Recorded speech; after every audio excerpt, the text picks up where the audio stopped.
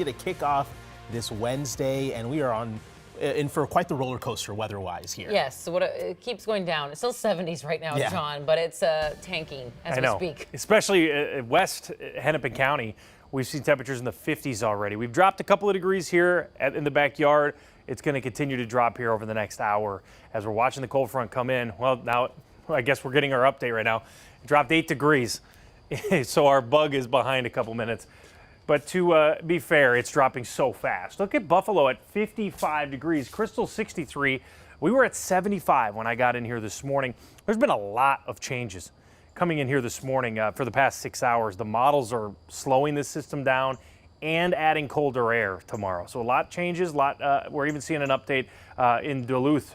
Cool air showing up here with the north wind. You can see the front is directly on top of us. It actually gets calm and then the winds will pick up. So I expect the winds to increase throughout the afternoon. We're going the wrong direction today, so you don't need your coat right now. I don't have one out here, but I'm going to need one later. So I would keep the jacket handy with that breezy north wind. Here's that update. The Duluth National Weather Service just went out and issued a winter storm watch. A band of 3 to 6 inches is possible north of Pine City. This is going to be from that band of snow that we're talking about. We'll time it out. I'll show you what it looks like on future radar in your forecast. Cece. Hey, good morning. If you're just joining us, for the past hour, I was tracking a crash on 35 northbound, not too far from County Road J in the Lino Lakes area. So about 10 minutes ago, that crash cleared, but they were clearing the crash on 35 east southbound. And as you can see right now, there's a huge backup because things were down to just one lane. And if you take a look at drive times in that area, it's going to take you almost triple the time to get from, say, the Forest Lake Columbus area to 694. So in my opinion, you know, if you're coming from that way, maybe you can just add some extra time to your commute and head out the door a little earlier if you're still at home right now. Or you could take 35W southbound and try to get to the 694 area because it's much faster. Either way, though, I would add extra time as you head out the door this morning. Jason? Wow, and you saw that jump again there. That backup is crazy. Cece, thank you. With just 6 days until the election, a new state Supreme Court ruling could have major implications on ballots here in Hennepin County. That's right. Audrey Russo is joining us live from the newsroom to break it all down. Hey, Audrey. Hey, Jason and Alicia. This Supreme Court ruling is a win for the Minnesota Voters Alliance, a conservative election watchdog organization. Now, they argue that Hennepin County didn't appoint anyone from the Republican Party's dedicated list of election judges to serve on the absentee ballot board. Now, the absentee ballot board counts absentee ballots and matches signatures on them. State law requires a partisan balance of election judges in any given precinct.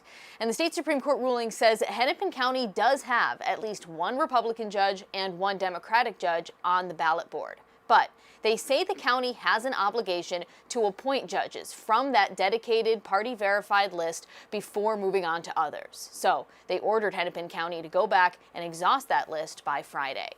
And Hennepin County officials will start sending emails to people on that list today. But county officials argue that most election judges only sign up for about 1 day of work. And with so many absentee ballots, they'd exhaust most of the judges on that list before Election Day. Now, in a half hour, I'll have more on the status of some of those absentee ballots that have already been received. But for now, Jason and Alicia, I'll send it back to you. Audrey, thank you for that. And hey, remember to stick with KARE 11 on election night for results in Minnesota and across the country. We're going to be streaming all night starting at 5:30 on KARE 11 Plus with live reports, results, and expert analysis. You can download the KARE 11 Plus app on Roku, Fire TV, and Apple TV. We are tracking new developments on breaking news we brought to you on Sunrise yesterday morning. A man shot by St. Paul police after he allegedly pointed a gun at officers Monday night is now being linked to 2 shootings in Minneapolis. Michelle Beck is joining us live from St. Paul with new details on that suspect. Michelle. Yeah, good morning to you guys. I'm outside Regions Hospital where the BCA tells us Earl Bennett is fighting for his life. And he's here because St. Paul officers shot him. But there's a lot more that he is accused of. According to court documents, St. Paul police found an unloaded gun on Bennett and tied it to casings fired in a Minneapolis homicide. MPD said Bennett was a suspect in 2 shootings since Sunday. The first was at a homeless encampment where 2 people died and another was hurt. While Bennett has not been charged for that shooting, he is charged with the one roughly 24 hours later at a sober living facility. The 40-year-old allegedly shot another man in the neck, and for that, Bennett is now accused of first-degree attempted murder. In 30 minutes, I'll share the new details we've learned about the moments leading up to that shooting at the sober living facility. I can tell you that less than 3 hours after that, he was in St. Paul, where he allegedly pointed that gun at police. Back to you. Michelle, thanks for that update. In the last 24 hours, the Minneapolis man accused of shooting his neighbor made his first appearance in court. A judge set John Sawchek's bail at $1 million. In court, Sawchek responded to that, saying, quote, "That's not happening." We also learned 10 people have filed restraining orders against him over the last 15 years. The man Sawchek allegedly shot last week reported several threats and acts of vandalism in the last few months. His next court appearance is scheduled for the week of Thanksgiving. This morning, autism advocates and the Council on American Islamic Relations are asking for enhanced safety measures following the recent drowning deaths of children with autism. Those groups are calling on Governor Walz to create an official task force after the council says 8 children from the Somali community have died within the last 3 years.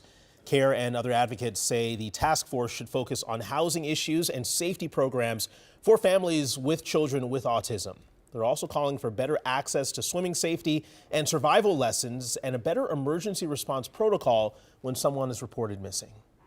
We will not rest until we make sure that our state is the safest for families with autistic children, and we provide every necessary tool that they need. Now, CARE and other advocates are also calling for the creation of a specific Amber Alert for children with autism.